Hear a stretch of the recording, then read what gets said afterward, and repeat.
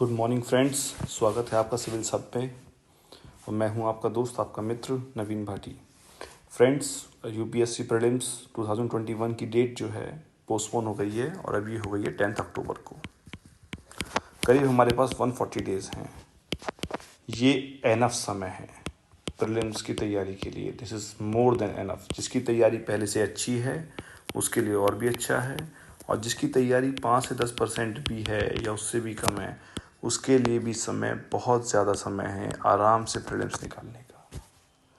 और मैं समझता हूँ, चूँकि दोस्तों मैंने 5 बार प्रीलिम्स निकाला है, इसलिए मैं समझता हूँ कि मैं बेहतर कंडीशन में हूँ बताने के लिए कि क्या पढ़ना है और क्या नहीं पढ़ना है, और जो पढ़ना है वो कितना पढ़ना है। ये बहुत ज़रूरी है। बिल्कुल पॉइंटेड डायरेक्शन में आपको काम करना है। तो चलिए शुरू करते हैं। देखिए, पहली बात अपना लक्ष्य बना लीजिए। यहाँ पहुँचना ही पहुँचना है, इससे नीचे और कुछ नहीं। इसकी एक फ़ोटो अपने सामने रख लीजिए लगा के, कि जब भी मन भटके तुरंत याद आ जाए ये चीज़, कि what we are preparing for, why we are working so hard to get into this LBS। यही सपना है अपना। चलिए शुरू करते हैं। देखिए, मैं आपको बुक्स बताने से पहले कि क्या पढ़ना है और क्या नहीं पढ़ना है, उससे पहले मैं आपको कुछ चीज़ें बता दूं जो हमारे बेसिक्स को ठीक कर देंगी। देखिए, ज़िंदगी में एक फंडा याद रखिए पहले, कि लाइफ जो है ना, ये साइन वेव है।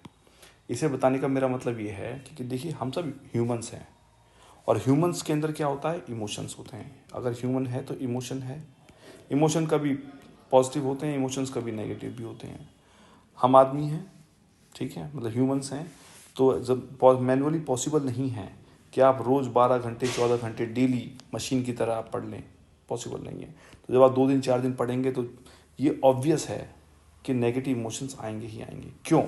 क्योंकि हमारी ज़िंदगी साइन वेव देखा है ना आपने कैसे होती है। साइन वेव ऐसे होती है, मतलब हर एक पॉजिटिव के बाद एक नेगेटिव आना ही आना है। हर एक हाई के बाद एक डाउनफॉल आएगा ही आएगा, आना ही आना है। आप टॉप पे पहुंचेंगे तो उसके बाद एक डाउनफॉल आना शुरू होगा, ठीक है। बस यही मैं कह रहा हूँ, यहीं पे हमको देखना है।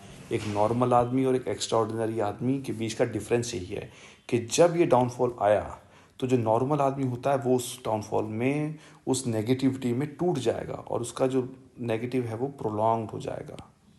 और एक जो मजबूत स्ट्रॉन्ग मेंटेलिटी का बच्चा होगा, फाइटिंग एटीट्यूड का होगा, वो इस अपने डाउनफॉल को मिनिमाइज कर देगा और जल्दी से जल्दी वापस अपने पॉजिटिव की तरफ निकल जाएगा, ठीक है। देखिए, आएगा ही आएगा नेगेटिव। इसको आप मन में बांध लीजिए कि नेगेटिव तो आना ही आना है। बट हमें क्या करना है, इस नेगेटिव से जल्दी निकलना है। हमें टूटना नहीं है इसमें, इसको प्रोलॉन्ग नहीं करना है, इसको शॉर्ट कर देना है, बिल्कुल शॉर्ट करके वापस फिर पॉजिटिव की तरफ निकलना है। इससे क्या होगा कि जब भी हम पढ़ाई नहीं कर पाएंगे तो मन में शांति रहेगी कि हाँ भाई, मैंने 6 दिन पढ़ाई करी तो it is natural for me, ठीक है। लेकिन जल्दी से निकल के वापस अपनी पढ़ाई में दोबारा लगना है। तो ठीक है, इसको साइन वेव को आप हमेशा याद रखिए। जिंदगी एक साइन वेव है। After every positive you have to have a negative. बस हमें क्या करना है, इसको शॉर्ट कर देना है नेगेटिव को बहुत, और इसको पॉजिटिव को इलांगेट करना है। यही एक नॉर्मल और एक एक्स्ट्राऑर्डिनरी के बीच का डिफरेंस है, ठीक है, पहली चीज़। दूसरी चीज़ आप याद रखिए कि you are not defeated until you accept defeat. देखिए, मेरा तो हमेशा से मानना है कि अगर आपने मन से हार मान ली तो कहानी ख़त्म। सारी दुनिया आप पे चिल्ला रही है, आप पे नहीं हो पाएगा। आप मन में ठान लीजिए कि मैं करके मानूंगा और इसे करके ही मानूंगा। बिल्कुल, सारी दुनिया एक तरफ खड़े होकर कहने लगे नहीं आपको करना है, पर आप मन में ठान लीजिए, ठीक है। तो you are not defeated until you accept defeat, और हमने एक्सेप्ट डिफीट नहीं करी है। हमें लड़ना है, हम लड़ेंगे और हम जीतेंगे। एक इसमें प्रिंसिपल है 1 MS 1 MT, 1 more second 1 more time। और जब भी आपको लगे कि बस अब मुझसे नहीं हो पा रहा है, अब मेरा दिमाग भ्रष्ट हो रहा है, तो ध्यान रखिए 1 more second, टिके रहिए हर एक सेकंड और करके। 1 more time, जब लगे कि अब नहीं हुआ तो यार एक बार और प्रयास करता हूँ, तो 1 more second 1 more time, इसको अपनी दीवार पे चिपका लीजिए, बहुत काम आएगा। तीसरा हमेशा रूल याद रखिए कि don't think anything you gonna be an IAS officer. इस लाइन को अपने सामने जहाँ पढ़ते हैं वहाँ पे लगा लीजिए। क्यों? क्योंकि एज अ स्टूडेंट मैंने ये बहुत हमेशा से महसूस की थी कि जब भी मैं पढ़ने बैठता था दिमाग में कहीं कहीं के कुछ और थॉट्स आते थे कभी लग रहा है मैं आईएएस बन गया हूँ, कभी कुछ और थॉट्स चल जाते थे, कभी कुछ और, कभी फैमिली दिमाग में चल गई, कभी स्पोर्ट्स दिमाग में चल गया, ठीक है, कभी फेड ऑफ इमेजिनेशन चल रही दिमाग में, कुछ भी चलता रहता है। तो मतलब क्या है, that are the distraction points, ये डिस्ट्रैक्शन होता है माइंड का। तो ऐसे में क्या होता है, कभी भी मन नहीं करता वापस पढ़ाई पे दिमाग को लाने का। तो हमेशा इसको लिख लीजिए अपने सामने, ये याद दिलाएगा, अबे मूर्ख तो किस लिए क्या कर रहा है, वापस लेके आ दिमाग को और पढ़ाई कर, ये अब तेरा एम है। ये सब बात की हैं, तो इसको लिख लीजिए कि जब भी दिमाग डिस्ट्रैक्ट हो तुरंत इसको देख लीजिए और वापस दिमाग को अपने पढ़ाई पर ले आइए। ठीक, तो ये 3 चीज़ आप हमेशा याद रखिए, आपके बेसिक्स राइट हो जाएंगे ना। चौथी चीज़ क्या है मैं आपको बताऊं, ये दोनों अलग चीज़ें हैं। इसमें पहली चीज़ क्या है कि जब भी आप पढ़ने बैठेंगे आपका क्रिटिकल एनालिसिस होना चाहिए। मतलब क्या है कि आपने कोई चीज़ पढ़ी तो उसके अंदर से आप क्या कीजिए, हमेशा उसमें से ये कोशिश कीजिए कि अगर मैं एग्जामिनर होऊंगा तो मैं इसमें से how I will frame the question. आपकी आधी परेशानी वहीं ख़त्म हो जाएगी।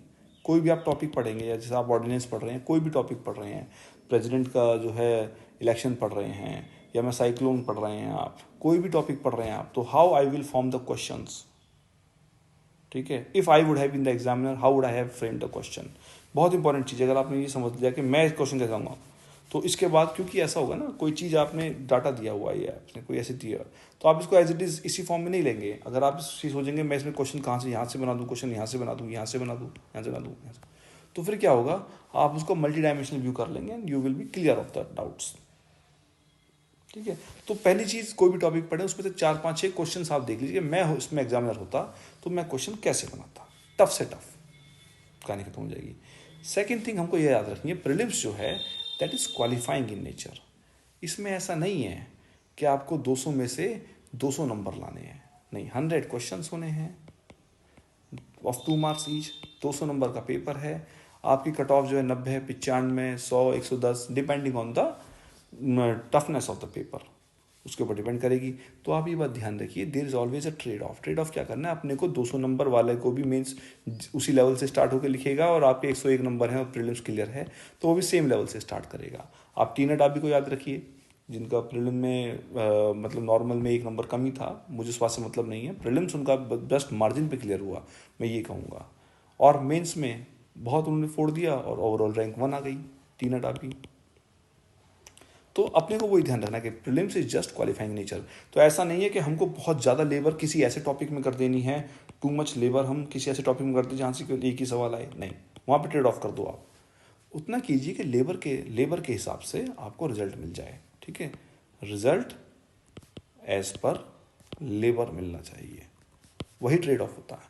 इसको ध्यान रखना है बिल्कुल। ये क्वालिफाइंग है, सो इसमें इमोशंस नहीं लगाने, क्वालिफाइंग है, हर क्वेश्चन बराबर नंबर का है। ऐसा नहीं है कि हिस्ट्री कहीं से एक क्वेश्चन आ रहा है जिसके लिए मुझे 10 घंटे लगाने पड़ रहे हैं, वही एक क्वेश्चन मुझे किसी ऐसे टॉपिक से मिल रहा है जहाँ मुझे 2 घंटे में काम हो रहा है। क्वेश्चन तो दोनों सेम ही मार्क्स के हैं ना, तो वहाँ पे इमोशनल नहीं होना है। ठीक है, अब शुरू करते हैं, किताबें कौन कौन सी चाहिए।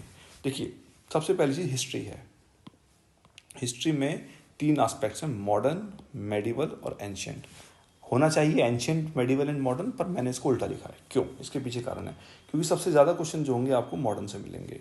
अभी कुछ समय से थोड़ा ट्रेंड इस तरीके से बढ़ रहा है कि एंशियंट से भी क्वेश्चन काफ़ी आ रहे हैं। पहले आते थे, फिर बीच में बंद हो गए आने, अब दोबारा से एंशियंट से क्वेश्चन उठने लगे हैं काफ़ी। देखिए, मॉडर्न में आपके पास 2 चॉइस हैं, इधर यू गो फॉर एनसीईआरटी, या तो आप एनसीईआरटी कर लीजिए कंठस्थ, या फिर आप स्पेक्ट्रम की जो आती है राजीव अहीर, वो कर लीजिए आप। दोनों बहुत अच्छी हैं। मैंने पर्सनली बताऊं तो मैंने हमेशा स्पेक्ट्रम फॉलो करी है, और स्पेक्ट्रम मैंने कम से कम 25-30 बार इस तरीके से पढ़ी है कि वर्ड बाय वर्ड चीज़ें याद हो गई हैं। पर कुछ स्टूडेंट्स को स्पेक्ट्रम की लैंग्वेज बहुत टफ लगती है, तो that is their personal decision to go for either NCERT और स्पेक्ट्रम। उनमें से आप कुछ भी आप कर लीजिए। ठीक है, दोनों बहुत ही अच्छी हैं और दोनों से बहुत आपको क्लियर अंडरस्टैंडिंग मिल जाएगी। नाउ मेडिवल में क्या है, अगर आपके पास आप पढ़ चुके हैं अच्छे से तो आप गो फॉर एनसीईआरटी।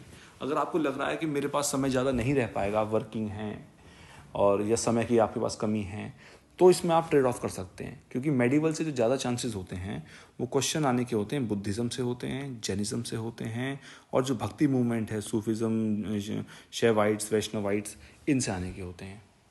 ठीक है, तो इधर यू गो फॉर, अच्छा इसमें आप एनसीईआरटी को छोड़ के, मेरे हिसाब से, क्योंकि इसमें क्वेश्चन ज़्यादा टफ नहीं बनता है, एनसीईआरटी को छोड़ के आप तमिलनाडु बोर्ड की बुक जो है उनको पढ़ सकते हैं आप, बहुत अच्छी हैं वो। इनफैक्ट मेडिवल और एंशियंट दोनों की दोनों तमिलनाडु बोर्ड से आप पढ़ लीजिए, बहुत ही अच्छी बुक हैं, आपको एक बहुत अच्छा बेसिक आइडिया दे देंगी क्वेश्चन को करने का। देखिए कुछ क्वेश्चन तो आपको ऐसे आ सकते हैं, अब आप ये सोचेंगे कि सर ये क्वेश्चन आपका तमिलनाडु बोर्ड से नहीं आया, एनसीईआरटी से आया। देखिए ऐसा क्वेश्चन कहीं से भी आ सकता है। कुछ क्वेश्चन ऐसे होंगे कि आप हिस्ट्री का, अगर आप हिस्ट्री में पीएचडी भी कर रहे होंगे तो भी नहीं कर पाएंगे आप। अपने को उन क्वेश्चंस की तरफ नहीं जाना है, अपने को प्रीलिम्स क्लियर करना है, ठीक है। तो ऐसा नहीं है कि आपने पीएचडी कर ली तो आप सारे क्वेश्चंस करके आएंगे हिस्ट्री के, नहीं। आप इस थिंकिंग को, इस आइडियोलॉजी को दिमाग से निकाल के कूड़े के डिब्बे में डाल दीजिए, इसकी कोई ज़रूरत नहीं है। ऐसा होता है कि आपने फिजिक्स में पीएचडी कर रखी है, आप फिजिक्स सवाल नहीं कर पाएंगे, होता है, बहुत होता है ऐसा, ठीक है। तो ये बेसिक मिनिमम चीज़ें हैं मॉडर्न के लिए। स्पेक्ट्रम पढ़ लीजिए, एनसीईआरटी पढ़ लीजिए, और मैं सजेस्ट करता हूँ मेडिवल एनसीईआरटी, मेडिवल और एंशिएंट दोनों के लिए आप तमिलनाडु बोर्ड की बुक पढ़ लीजिए। नहीं पढ़ पा रहे हैं तो टॉपिक वाइज आप ब्रेक कर लीजिए। जैसे एंशिएंट में क्या है, एंशिएंट में आपका हड़प्पन सिविलाइजेशन बहुत आता है, इंडस वैली सिविलाइजेशन बहुत आता है एंशिएंट से, इस पर सवाल बन जाता है हर बार।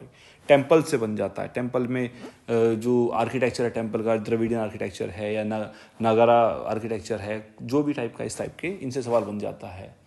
तो या तो आप टॉपिक वाइज ब्रेक कर लीजिए इंपॉर्टेंट पॉइंट, या फिर आप तमिलनाडु बोर्ड को आप आंख बंद करके बिल्कुल उस पर भरोसा कर लीजिए, ये आपको पे करेगी अच्छा, ठीक है। नाउ सेकंड चीज ज्योग्राफी। ज्योग्राफी के लिए मैं हमेशा से बहुत कंफ्यूज रहा था, कोई कहता है कुछ, कोई कहता है, मैं आपको रामबाण तरीका बताऊंगा, कुछ नहीं करना इसके अलावा।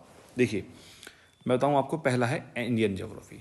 इंडियन ज्योग्राफी के लिए आपको कुछ नहीं करना है, बिल्कुल आंख बंद कीजिए, 7th 8th 9th 10th 11th और 12th की आप एनसीईआरटी लेके आइए पहले, ठीक। इसमें क्या करना है, अब आप कहेंगे सर आपने तो इस 6 की 6 चीज़ें बता दी, 6 साल की किताबें बता दी, इसमें आपने कम क्या बताया। देखिए 7th 8th 9th 7th 8th दोनों के दोनों में, 6th भी बल्कि, इन तीनों में आपको केवल इंडिया बेस्ड पढ़ना है। 30 पेज है, मैं मुश्किल से 25 पेज 30 पेज, बड़ा बड़ा फ़ॉन्ट है, आपको हार्डली 3 से 4 घंटे लगेंगे एक किताब में। तो 3-4 घंटे इसके, 3-4 घंटे इसके, 3-4 घंटे इसके, हार्डली 2 दिन में आप 6 7 8 ख़त्म कर देंगे। उसके बाद 9th से आपका शुरू होता है। अब मैं आपको बताऊं 9th और 10th में जो आप, इसको आप सरसरी एक रीडिंग दीजिए अच्छे तरीके से, क्योंकि जो आपने 6 7 8 में पढ़ा है वो आपका 9 10 में रिवाइज हो जाएगा, प्लस जो आप 9 10 में पढ़ेंगे वो आपका 11th में रिवाइज हो जाएगा, ठीक है। पर मैं आपको सजेस्ट करूंगा आप 9th और 10th को एक दिन क्या कीजिए, आप हाईलाइटर लेके बैठ जाइए और उसकी रीडिंग करनी शुरू कर दीजिए। जो डाटा उसमें से निकल रहा है, इंपॉर्टेंट डाटा कि आपको लग रहा है यहाँ से क्वेश्चन फ्रेम हो सकता है, जो इंपॉर्टेंट ग्राफ जो हो रहा है या डायग्राम जो हो रहा है, इससे क्वेश्चन बन सकता है, तो उसको आप मार्क कर लीजिए। देखिए अभी मैं पहले बता दूं, उसके बाद फिर मैं इसके बाद हूँ। सेकंड चीज़ इसमें क्या है, आपकी 11th की जो बुक है, 11th की बुक सबसे इंपॉर्टेंट है, मोस्ट इंपॉर्टेंट आपकी 11th है ज्योग्राफी में। इसके अंदर 2 हैं आपकी, एक फिजिकल है और एक आपकी इंडियन है। आप समझ लीजिए आपको वर्ड बाय वर्ड ये कंठस्थ करनी ही पड़ेगी, कोई और चारा इसका नहीं है। वर्ड बाय वर्ड कंठस्थ कीजिए इसको आप। अच्छा 11th में जैसे मैं आपको बताता हूँ, ज्योग्राफी में देखिए ग्राफ का कितना है। 6th या 7th की ज्योग्राफी है, उसमें आप देखेंगे कि एक लड़की जो है वो आसमान की तरफ उंगली करके खड़ी है कि पोल स्टार इस डायरेक्शन में है। तो देखिए आप उसी बार क्वेश्चन, मतलब क्वेश्चन आता है यूपीएससी में, पोल स्टार आप डेजर्ट में खड़े हैं और पोल स्टार आपको दिखाई दे रहा है, तो आप किस डायरेक्शन की तरफ आप जा रहे हैं, इस तरीके से क्वेश्चन था, ठीक है। एक बार क्वेश्चन 11th के एनसीईआरटी से आया था फ्रेश वाटर सोर्स के ऊपर कि किसके बाद कहाँ कहाँ पे वाटर की अवेलेबिलिटी है, तो वो ओशन यूनिट में ग्राफ में दिया हुआ था वो। तो मैं बता रहा हूँ आपको डायरेक्ट क्वेश्चन आएंगे, बस आपको खोजना है। ये जो नज़रें हैं ना, ये खोजी बना दो इनको, जैसे खोजी कुत्ता होता है ना, सूंघ के निकाल लेता है चीज़ें। तो जहाँ ग्राफ देखा, जहाँ कोई डाटा देखा, जहाँ कोई डायग्राम देखा, आप देख निकाल लीजिए उसमें से कि कहाँ से क्वेश्चन इसमें से बन सकता है, ठीक है। कुछ नहीं करना है 11th सबसे, अगर आप कुछ भी नहीं कर, देखिए ये तो एग्जॉस्टिव बता दिया मैंने आपको। कुछ नहीं कर पा रहे हैं तो 11th तो जरूर कीजिए आप, जरूर मतलब जरूर। दूसरा क्या है, आपको एटलस उठा के जितने भी माउंटेन रेंजेस हैं, माउंटेन रेंजेस प्लस जितनी भी रिवर्स हैं और उनके बगल में पड़ने वाली सेंचुरीज, इन सबको आप कंठस्थ कर लीजिए। जितने भी माउंटेन रेंजेस हैं उनके अगल बगल माउंटेन रेंज से निकलने वाली रिवर्स और उन रिवर्स के आसपास पड़ने वाली आपकी सेंचुरीज, वाइल्ड लाइफ सेंचुरीज या पार्क्स, नेशनल पार्क्स हो गए, वो आपको जरूर करना है। उससे क्वेश्चन बन जाता है कभी कभी, ठीक है। चलिए ये इंडिया का है। अच्छा 12th की एनसीईआरटी से क्वेश्चन जो है, एक क्वेश्चन निकल जाता है। आप देखिए आप पे समय है अगर आप पे थोड़ा भी समय है तो मेरी एडवाइस है आप इसको कर लीजिए, ज़्यादा समय नहीं लगेगा। सबसे ज़्यादा समय आपको 11th में ही लगेगा, 12th में ज़्यादा समय नहीं लगेगा। ठीक है, जो आप 6, 7, 8 में पढ़ेंगे वो 9, 10 में रिवाइज हो जाएगा, जो 9, 10 में पढ़ेंगे वो सब निकल के एक्स्ट्रा वो 11th में रिवाइज हो जाएगा आपका। ठीक है, बिल्कुल शॉर्ट ऑफ टाइम है तो डायरेक्ट 11th पे कूद जाइए, टाइम है थोड़ा सा तो 6, 7, 8 से सीक्वेंस से चलिए आप। ठीक है, अब आते हैं वर्ल्ड ज्योग्राफी पे। देखिए वर्ल्ड ज्योग्राफी आपको सबसे बेस्ट है गोचिंग लियोन की बुक, बेस्ट है वो। ठीक है, नाउ गोचिंग लियोन में जो है अगर आपका समय नहीं है, देखिए मैं पर्सनली सजेस्ट करूंगा कि इसको आप मत पढ़िए, क्योंकि देखिए ऐसा है वर्ल्ड ज्योग्राफी से एक सवाल आता है मैक्सिमम आएगा, तो अब एक सवाल के लिए पूरी एक किताब सजेस्टेबल इस समय पे नहीं है। तो अगर आपने पहले से पढ़ी हुई है वेल एंड गुड, आप उसको रिवाइज कर लीजिए। अगर आपने नहीं पढ़ी है तो अब गोचिंग लियोन को छेड़ने का कोई भी मतलब नहीं बनता है। ऊपर से ज्योग्राफी में क्या है आपका सवाल ना, वर्ल्ड ज्योग्राफी से इस तरीके से भी आता है लोकेशनल बेस्ड। जैसे क्या था कि वेस्ट एशिया में डिस्टर्बेंस हुआ था बहुत, तो वेस्ट एशिया में उन्होंने सवाल पूछ लिया था। जब क्रीमिया में डिस्टर्बेंस हुआ था तो उन्होंने ब्लैक सी के ऊपर सवाल पूछ लिया था। ठीक है, फिर वेस्ट एशिया को इस बार जैसे इसराइल पैलेस्टाइन कॉन्फ्लिक्ट चल रहा है तो इसराइल पैलेस्टाइन के अगल बगल या इजिप्ट के अगल बगल सुएज कैनाल क्राइसिस हुआ था। कौन सा क्राइसिस? सुएज कैनाल क्राइसिस हुआ था, तो सुएज कैनाल का पूछ लेंगे सवाल, इजिप्ट के ऊपर सवाल पूछ लेंगे, इससे अगल बगल के सवाल पूछ लेंगे, कोई वहाँ से रेंज निकल रही होगी उससे सवाल पूछ लेंगे, कौन सी जो देश है उसकी बाउंड्री पूछ लेंगे उससे। तो इस तरीके से सवाल पूछते हैं, तो वर्ल्ड ज्योग्राफी का उधर से निकल जाता है, मैप बेस सवाल ज़्यादा निकलता है उसका। ठीक है, तो अगर आपने पहले से पढ़ी है आप रिवाइज कर लीजिए गोचिंग लियोन को, नहीं पढ़ी है आप उसको बिल्कुल बेधड़क और बेझिझक होकर उसको आप छोड़ दीजिए। ठीक है, नाउ थर्ड पे आते हैं इकोनॉमिक्स पे। इकोनॉमिक्स बच्चे बहुत परेशान रहते हैं कहाँ से पढ़ें कहाँ से ना पढ़ें। देखिए इकोनॉमिक्स का जो स्टैटिक आता है ये बहुत सिंपल आता है, मैं आपको बताऊँ सिंपल में कुछ नहीं करना है, कोई मोटी किताब कोई कुछ नहीं उठाना है, रमेश सिंह कुछ नहीं, सबको साइड में फेंक दीजिए, कोई ज़रूरत नहीं है। आप केवल और केवल के शंकर गणेश उठा लीजिए। आप बहुत छोटी सी 110 120 पेज जो किताब है, अब शायद बढ़ा दी है उन्होंने 10-20 पेज, 120 130 पेज जो किताब है, इसको आप वर्ड बाय वर्ड बहुत ही सिंपल और लूसिड दिया हुआ है, बहुत सिंपल लूसिड, बहुत ही अच्छा दिया हुआ है। इसको आप कंठस्थ करके आप 10-12 बार पढ़ लीजिए इसको, आप कुछ नहीं है 3 दिन में आप पढ़ लेंगे, उसके बाद रिविजन में और भी कम समय लगेगा। ठीक है, आपका स्टैटिक ये मान लीजिए आपका 100% गारंटी है कि शंकर गणेश में आपका स्टैटिक कवर हो जाएगा, इसके बाहर कुछ नहीं आएगा। नाउ सेकंड इज आपका करंट अफेयर्स पे आते हैं, इकोनॉमिक्स से करंट अफेयर्स कौन है। तो करंट अफेयर्स पे आपको ध्यान रखना है, पीटी 365 में अभी आऊँगा उस पर क्या करना है, करंट अफेयर्स में आएंगे उस पर भी। इकोनॉमिक्स में 2 ही जगह सवाल बचते हैं, स्टैटिक और करंट, करंट को भी मैं कवर करूँगा मैं भी। देखिए फिर आते हैं पॉलिटी। नाउ पॉलिटी में तो देखिए एक ही नाम है लक्ष्मीकांत, इससे आगे कुछ नहीं, इससे पीछे कुछ नहीं, बिल्कुल इसको कंठस्थली आप फॉलो कर लीजिए।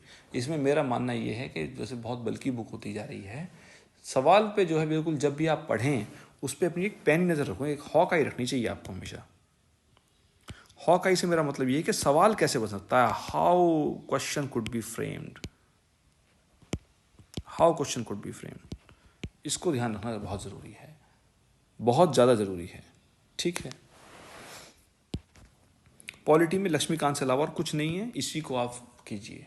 इसमें जो कम इंपॉर्टेंट चैप्टर्स हैं उनको आप छोड़ दीजिए, जो जैसे ऑर्डिनेंस है, जैसे जो भी पब्लिक कॉन्स्टिट्यूशन बॉडीज़ हैं, जो भी न्यूज़ में रही हैं, आप उनको पहले पढ़ लीजिए, उनसे क्वेश्चन सवाल बन जाता है उनसे। ठीक है, अब आते हैं अंडरडॉग जो है एनवायरनमेंट, इसकी तैयारी बहुत अच्छी ज़रूरी है क्योंकि ये 10 से 12 सवाल दे जाता है ये।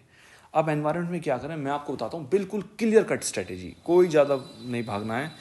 12th क्लास की बायोलॉजी की लास्ट यूनिट, केवल और केवल लास्ट यूनिट एनवायरनमेंट की, वो पढ़िए पहले, वो करीब 100 पेजेस की है, वर्ड बाय वर्ड याद होनी चाहिए, वो आपके डायग्राम पता होने चाहिए। याद से मेरा मतलब है विद कंसेप्चुअल क्लैरिटी के साथ आपको क्लियर होनी चाहिए, मस्ट है ये, तो समझ लीजिए आप, मस्ट मतलब मस्ट, जितने स्टार आप इसमें लगवा देंगे उतने कम है।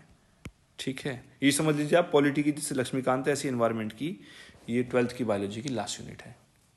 ठीक, अच्छा अब ये स्टैटिक पोर्शन दे देगी आपको, कुछ पोर्शन आपको जो है वो शंकर आइस से कवर करना है। अब देखिए इसमें आपको ना ये आपके अंदर एबिलिटी होनी चाहिए कि आप वो शंकर आइस पढ़ रहे हैं तो ये नहीं कि मुझे 1 महीने इसमें निकाल दिया, उसको बैठिए सरसरी निगाहों से उसको जो है ना निकाल लीजिए, हाँ मैंने ये पढ़ लिया ठीक, जो आपको लगे कि मुझे जो है इसमें से नहीं मिला है उसको तुरंत आप क्या करते रहिए, हाईलाइट करके आप उसको निकाल लीजिए, अलग लिख लीजिए और उसके बाद वो किताब को साइड रख दीजिए, हमें ज़रूरत ही नहीं है। ठीक है, अब कुछ जैसे करंट पोर्शन है, करंट पोर्शन जैसे क्या है कि IUCN लिस्ट में कौन किसका एडिशन हुआ है, किसका सब्ट्रैक्शन हुआ है, ठीक है, क्रिटिकली एंडेंजर्ड में कौन कौन जुड़े हैं, कौन कौन हटे हैं, ठीक है। जैसे जितने कन्वेंशंस हैं कि भाई डरबन COP18 में क्या हुआ, कैनकुन में क्या हुआ, ठीक है, कोपनहेगन में क्या हुआ, उसके बाद मैं कह रहा हूँ कि दोहा राउंड में क्या हुआ, उसके बाद मैं कह रहा हूँ कि जैसे ये क्या था, रियो समिट क्या थी, फिर जापान में जो समिट हुई थी वो क्या थी, ठीक है, किस में क्या डिसीजन निकला, तो ग्रीन क्लाइमेट फंड क्या है, जितना भी करंट बेस है आपको इस पर ध्यान रखना पड़ेगा। बिल्कुल आपको जो है वो ये होगा, जैसे मिनामाटा कन्वेंशन क्या है, ठीक है, जैसे बॉन कन्वेंशन क्या है, स्टॉकहोम कन्वेंशन क्या है, ऑर्गेनिक पॉल्यूटेंट्स के लिए कौन सा कन्वेंशन है, ठीक है, तो ये सब रोटरडैम कन्वेंशन क्या है, ये सब चीज़ें आपको याद रखनी पड़ेंगी। ये सब आपको करंट जो है वो आपको ध्यान रखना पड़ेगा कन्वेंशन, ठीक। तो इसमें ध्यान रखना है कन्वेंशन जितने भी हैं, जितने भी COPs हुए हैं, जितने भी मीटिंग्स हुए हैं, ये ध्यान रखने हैं। प्लस IUCN लिस्ट बहुत ज़रूरी है, प्लस कोई ऐसा बर्ड या कोई ऐसा एनिमल जिसकी जो है इन्वेंशन हुई, डिस्कवरी हुई है इंडिया में कहीं बाहर में, उसको ध्यान जरूर रखना है। जरूर मतलब जरूर ध्यान रखिए इसको आप, ठीक है। अच्छा, इसमें मैंने पर्सनली फॉलो की थी ICSE बोर्ड की 10th क्लास की बुक थी, जिसके मैंने नोट्स बना लिए थे 6-7 घंटे एक साथ बैठ के, 7-8 पेजों के नोट्स बना लिए थे, 10 पेजों के नोट्स बना लिए थे, और उन 10 पेजों से क्वेश्चन फंसे थे, मतलब हर 1 साल बाद 2 साल बाद एक सवाल फंसा है उनसे। तो आपकी मर्जी है, आपके लिए ऑप्शनल है, पर ये दोनों आपके लिए मैंडेटरी हैं, ठीक है। चलिए अब आते हैं किस पे, कल्चर पे। देखिए कल्चर में क्या है, कल्चर बहुत ज़्यादा ना वास्ट है। अब वास्ट है तो वास्ट तो हम इतना नहीं कर सकते, क्यों, क्योंकि prelims is just qualifying in nature, ठीक है। तो इसमें आप ऐसा कीजिए, जो नितिन सिंघानिया के नोट्स हैं पुराने वाले, ओल्ड नोट्स, जो न्यू वाले हैं वो तो क्या है, बहुत ज़्यादा बल्कि हैं, तो बल्कि तो अपने को नहीं करने हैं। ओल्ड वाले जो नोट्स हैं उनको आप कर लीजिए, वहाँ से जो है आपका डांस के ऊपर या सब के ऊपर सवाल आपका फंस सकता है, मिल जाता है सवाल, ठीक है। जनरली क्या होता है ना, प्रीलिम्स में आपको 20 से 30%, 30% सवाल ही आपको ऐसे मिलेंगे जो आपको डायरेक्ट होंगे। इसके बाद तो जितने भी 70% है ना, वो आपको एलिमिनेशन से ही करने पड़ेंगे, और एलिमिनेशन में आपको अगर थोड़ी सी जानकारी है तो आप ऑप्शंस रिमूव कर जाते हैं, बाकी आपको लॉजिकल रीजनिंग लगाते हैं, आप लॉजिक क्या कहता है, कंडीशन क्या कहते हैं, उसके हिसाब से भी काम होता है, ठीक है। तो नितिन सिंघानिया के जो ओल्ड नोट्स हैं वो आपको इतनी बेसिक जानकारी आराम से दे देंगे। तो आपको लगता है आप नए पढ़ चुके हैं तो आप उनको कंटिन्यू कीजिए, आपको लग रहा है कि मेरे पास समय नहीं है, मैं अब से स्टार्ट करूंगा, तो I will recommend you to go for the Nitin Singhania old notes, ठीक है। अब आते हैं फिजिक्स। जनरली क्वेश्चन से नहीं आता है, पर काफ़ी बार कंसेप्चुअल क्वेश्चन आया है, सैटेलाइट्स का क्वेश्चन आया है, स्पेस से आया है क्वेश्चन, ठीक है। अच्छा, जैसे फिजिक्स में आया एक तो स्पेस से आया है, और एक जो आया है आपका बायोटेक्नोलॉजी से आया है, बायोटेक्नोलॉजी सवाल आता है, इनसे क्वेश्चन काफ़ी बार फंस जाता है, तो इसमें आप ध्यान रखिएगा। अच्छा, फिजिक्स में मैं आपको सजेस्ट करूंगा कि जो TMH की बहुत मोटी 700-800 पेजों की बल्कि बुक है, उसका केवल फिजिक्स का पोर्शन है, 40 पेजेस का पोर्शन है, 44 पेजेस का पोर्शन है, उसको आप जरूर कीजिए उसको, उसमें छूटने की गुंजाइश नहीं होनी चाहिए। अच्छा, मैं एक चीज़ और कह रहा था, इसमें हिस्ट्री में हम एक चीज़ भूल गए हैं, ओल्ड क्वेश्चंस का बहुत इंपॉर्टेंस है। ओल्ड क्वेश्चंस ज़रूरी हैं, ओल्ड क्वेश्चंस कुछ नहीं है, कुल 300 के क्वेश्चन के आसपास बैठेंगे, 400 क्वेश्चन लास्ट 20 साल के, ठीक है। वही क्वेश्चंस में से काफ़ी बार, एक बार 2016 में 2 question as it is ancient के रिपीट हुए थे, एज इट इज़ रिपीट हुए थे, तो बहुत हाई चांसेस रहता है कि आप ओल्ड क्वेश्चन से क्वेश्चन डायरेक्ट आ जाए। तो ओल्ड क्वेश्चंस को बिल्कुल करके जाइएगा, मैं कह रहा हूँ समझ में आए या ना आए तो रट के जाइएगा, बिल्कुल 100% करके जाना है, इसको छोड़ना ही नहीं है, ठीक है। अब आते हैं करंट अफेयर्स पे। देखिए करंट अफेयर्स में मैं किसी इंस्टीट्यूट से नहीं जुड़ा हुआ हूँ, पर फिर भी मैं आपको सही सलाह दूंगा। पहली सलाह ये है कि आप PT 365 रट लीजिए, ये बाइबल है, क्वेश्चन आए या ना आए, क्वेश्चन आता है तो आपको नंबर दे के जाएगा, क्वेश्चन नहीं आता है तो आपको कॉन्फिडेंस बूस्ट रहेगा तब भी, ठीक है। PT 365 करके जाइए, ठीक है। एटलीस्ट एक सेंस ऑफ अकम्पलिशमेंट देता है कि मेरा करंट अफेयर्स तैयार है, ठीक है। तो PT 365 कीजिए। सेकंड बहुत मस्ट जो है, अगर ये 45% है तो 55% मैं बताऊँ क्या है, इनसाइट के जो डेली क्विज आते हैं, डेली क्विज का आपका जो कंपाइलेशन जो मंथली में हो जाता है, फिर आप उनको जरूर करके जाइए। मंथली कंपाइलेशन मस्ट है, तो मंथली कंपाइलेशन में आप लगा लीजिए करीब 120-130 सवाल जो है इनके महीने के होते हैं, ये मस्ट है। इसको तो आपको बिल्कुल रटी लो, बिल्कुल आप मस्ट है, एकदम कर लीजिए इसको, आपको बहुत फ़ायदा देगा ये, उनका एक्सप्लेनेशन बहुत ही फ़ायदा देगा। ये मेरी रिक्वेस्ट है, ये मेरा आदेश है, ये मेरा निवेदन है, कुछ भी आप मान लीजिए आप, ठीक है। इनसाइट के जो डेली क्विज़न का मंथली कंपाइलेशन आप जरूर कीजिए, प्लस PT 365 विजन IAS के करिए आप, ठीक। अच्छा, अब इसके अलावा क्या है, एक चीज़ जैसे पेपर्स हैं, आप पेपर ज़रूर कर रहे हैं। अगर आपकी तैयारी अच्छी है तो आप पेपर करते रहिए। मैं आपको एक दूसरा तरीका और बताता हूँ पेपर में। आप कीजिए, इनसाइट के 40 पेपर्स उठा लीजिए आप, उन 40 पेपर से कुछ ना कर पाएँ तो उनको याद कर लीजिए आप, रिमेंबर देम। और याद नहीं, उनको रिवाइज कीजिए बार बार, क्योंकि 40 क्वेश्चंस का मतलब है इंटू 100 4000 क्वेश्चंस, और 4000 क्वेश्चंस का मतलब ये है कि इन ऑल लाइकलीहुड ये आपको 5 से 7 सवाल डायरेक्टली और इनडायरेक्टली आपको 100% दिलवा देगा। तो 40 तो मिनिमम आप करके जाइए।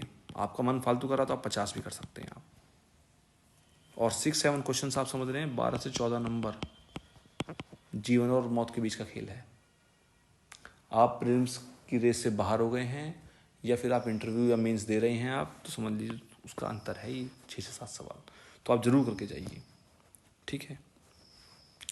तो मेरे हिसाब से तो आपको बस यही करना है, इसके अलावा आपको कुछ भी नहीं करना है। अच्छा हाँ, कुछ चीज़ें जैसे रिपोर्ट्स मैंने बताया था आपको, रिपोर्ट ज़रूर करनी है। अब मैं बताता हूँ कुछ मिसलेनियस में क्या है। बजट है, बजट पूरा नहीं पढ़ना है, 30-40 पेज का नहीं पढ़ना है, केवल समरी पढ़नी है, ओनली समरी, ओनली समरी, इसके अलावा और कुछ नहीं।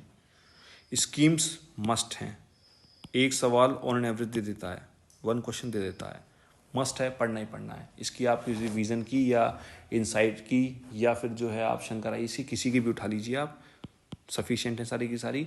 उसमें उनके पॉइंट्स पे ध्यान देना, जहाँ पे सवाल बनने की गुंजाइश होती है उस पर ध्यान देना, ठीक है, ये ज़रूरी है। इकोनॉमिक सर्वे दोनों के दोनों जो हैं, मतलब फर्स्ट एंड सेकेंड वॉल्यूम जो है बहुत इंपॉर्टेंट हैं। आप मेरे हिसाब से इनको आप लीव कर दीजिए, इसकी आप केवल विजन आई इसकी आप समरी पढ़ लीजिए, विजन की या शंकर की या इनसाइट की किसी की भी आप समरी पढ़ लीजिए, क्योंकि क्वेश्चन जो होता है इसमें से हिट हो जाता है। पर मेंस पर्सपेक्टिव से आपको ये पूरे खुद ही पढ़ना पड़ेगा, इकोनॉमिक सर्वे दोनों वॉल्यूम पढ़ने पड़ेंगे। पर प्रीलिम्स पर्सपेक्टिव से summary should suffice, summary should suffice, हो जानी चाहिए, समरी हो जाती है। अच्छा, इंडिया बुक मेरे हिसाब से कोई इसमें ज़रूरत नहीं है, 1000 पेजेस की है, आपका बहुत लेबर ले जाएगी। सवाल देगी कुल कितने, 1, 2 या 3। और मैं आपको बताऊं, ये ऐसे एक्सक्लूसिव सवाल नहीं होते हैं कि जो आपको इंडिया बुक से ही आए हैं, ठीक है। जैसे कोई स्कीम का सवाल है वो आपको करंट अफेयर्स में भी है, वो आपको स्कीम्स में भी है। पॉलिटी का सवाल है वो पॉलिटी में मिल रहा है, आपने करंट अफेयर्स हर सेक्शन के अलग अलग कवर कर लिए हैं, ठीक है। तो मेरे हिसाब से इंडिया बुक से कोई सवाल, मैं कह रहा हूँ बहुत एक्सक्लूसिवली जो सवाल होगा वो एक होगा, एक से ऊपर आपको एक्सक्लूसिव सवाल इंडिया बुक से नहीं मिलेगा, नहीं मिल सकता। बाकी सवाल जो इंडिया बुक से आएंगे वो बाकी जगह से भी मिल सकते हैं आपको, पर एक्सक्लूसिवली मैक्सिमम पॉसिबल एक होगा या वो भी नहीं होगा। उस एक के लिए 1000 पेजेस पढ़ना, समय बेकार करना, अपने माइंड के ऊपर अननेसेसरी लोड डालना मेरे हिसाब से वाइबल नहीं है, आप इसको छोड़ दीजिए, ठीक है। अच्छा, कुछ चीज़ें मैंने आपको बताया था कि रिपोर्ट्स हैं, रिपोर्ट से सवाल बन जाता है। पॉलिटी में कॉन्स्टिट्यूशन अमेंडमेंट्स बिल से, एक्ट से सवाल बन रहा है कि 98 कौन सा है, 99 कौन सा है, 102 कौन सा है, सवाल बन रहे हैं। जैसे क्या है, मराठा रिजर्वेशन अभी क्या कर दिया है, सुप्रीम कोर्ट ने कैंसिल कर दिया है, ठीक है। तो इसमें आर्टिकल 241 सब क्लॉज ए पूछ सकते हैं कि किस लिए है, 242 सब क्लॉज 242 243 ये पूछ सकते हैं इस तरीके से, ठीक है। इंदिरा साहनी केस पूछ सकते हैं, ये ज़रूरी 1992 में जो इंदिरा साहनी केस हुआ था किस लिए हुआ था ये, ठीक है। तो मेरे हिसाब से फ्रेंड्स यही आपको पिन पॉइंटेड काम करना है, पिन पॉइंटेड बिल्कुल आपको करना है। अगर पिन पॉइंटेड अगर डायरेक्शन से भटक गए तो समझ लीजिए आप कहानी आप ही खत्म। देखिए, कोई पानी बह रहा है ना, उसको आप ऐसे छोड़ देंगे चारों दिशाओं में बहेगा तो उसका फ्लो नहीं होगा। जब आप उसे एक चैनलाइज कर देंगे एक ही फ्लो की तरफ, तो देखिए उसकी स्पीड क्या होती है, वही है। देखो, अपने को ये डायरेक्शन रखनी है, फोकस एक ही, और मटेरियल फिक्स रखना है, इससे पार नहीं जाना है। ध्यान रखिए, मल्टीपल रिवीजन मस्ट है, इसे नहीं करेंगे आप तो अपने चांसेस को आप जो है खुद ही कम कर रहे हो। Multiple revision is must. एक ही चीज़ कम से कम 8 से 10 बार पढ़िए, कम से कम 8 to 10 टाइम्स। आपके दिमाग में छप जानी चाहिए, वो चीज़ छप जानी चाहिए बिल्कुल। कोई शब्द बोले उससे पहले आप उसका जवाब दे दो, ये स्थिति होनी चाहिए। 140 दिन है on an average, more than sufficient है my dear friends, more than sufficient. आराम से निकलेगा प्रीलिम्स। आपको जो मैंने चीज़ें बताई हैं उस पर रखिए ध्यान बस केवल। और मैं उम्मीद करता हूँ कि आप सभी लोग जो इस वीडियो को देख रहे हैं, सुन रहे हैं, आप इस पे अमल करेंगे और 100% गारंटी है आपका प्रीलिम्स निकलेगा। इसी के साथ मैं आपसे विदा लेता हूँ। Best of luck from my side.